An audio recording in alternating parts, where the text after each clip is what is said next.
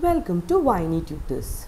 Today we'll look into Unit 4, Iteration or Loops, which carries 17.5 to 22.5% of the total weightage.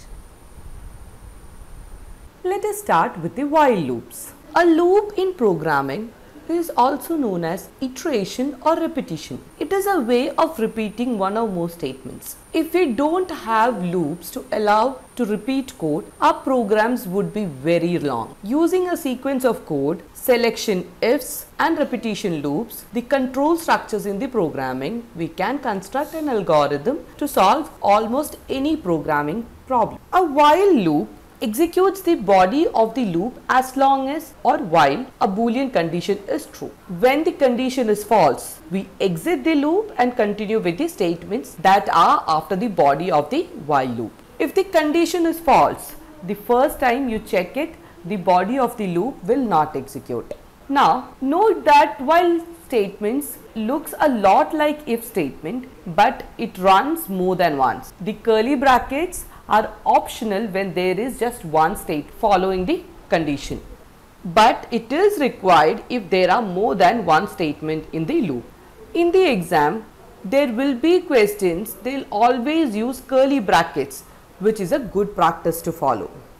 This is how the flow of control looks like in Java while loop. The loop conditions usually involves a loop control variable that controls when to stop the loop.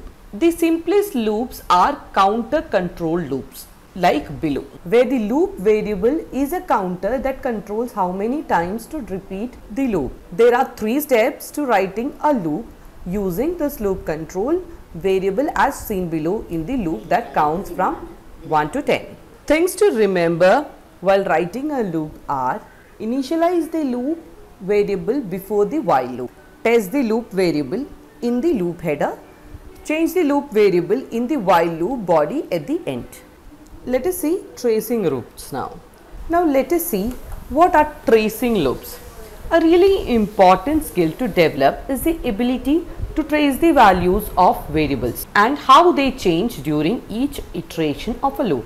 One can create a tracing table that keeps a track of variable values each time through the loop as shown below.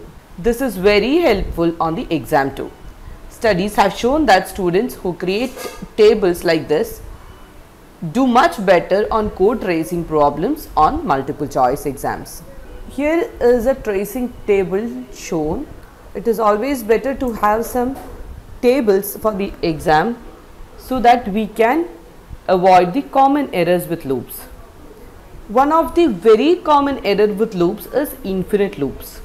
An infinite loop is one that never stops. The condition is always true. The infinite loop above is pretty obvious, but most infinite loops are accidental. These usually occur because you forget to change the loop variable in the loop. Another common error with loops is an off by one error, where the loop runs one too many or one too few times. This is usually a problem. This usually occurs when the test condition and using the incorrect rational operator less than or greater than or equal to.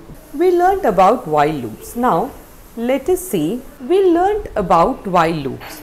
Now let us see what are for loops. Another type of loop in Java is a for loop. This is usually used when you know how many times you want the loop to execute. It is often a simple counter control loop to do the loop body a set of number of times. There are basically 3 types or 3 parts of a for loop: initialization, condition and change. All the 3 parts are separated by a semicolon. You can compare a while loop to a for loop to understand that a for loop actually executes like a while loop does. If you use the while loop to repeat the body of the loop a specific number of times. The figure shows the control flow in a for loop. The for loop is almost a shortcut way to write a while loop with all 3 steps that you need in one time. One of the strange things about a for loop is that The code doesn't actually execute where you see in the declaration. The code in the initialization area is executed only one time before the loop begins. The test condition is checked each time through the loop, and the loop continues as long as the condition is true. And the loop control variable change is done at the end of each execution of the body of the loop, just like a while loop. When the loop condition is false, execution will continue at the next statement after the body of the loop. Let us see loops and strings. Loops are often used for string traversals or string processing, where the code steps through a string character by character. In the unit 2, we learn to use string objects and build in string methods to process strings. Here, we will write our own loops to process strings. Remember that the strings are a sequence of characters where each character is at a position or index starting at 0. The first character in Java string is at the index 0 and the last character is at the length -1. So loops processing strings should start at 0. The string methods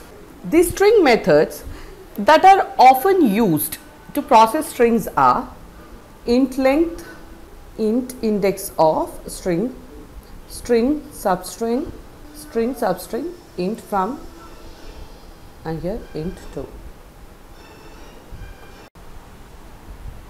Now let us see what to do when we want to find certain characters in a while find and replace loop.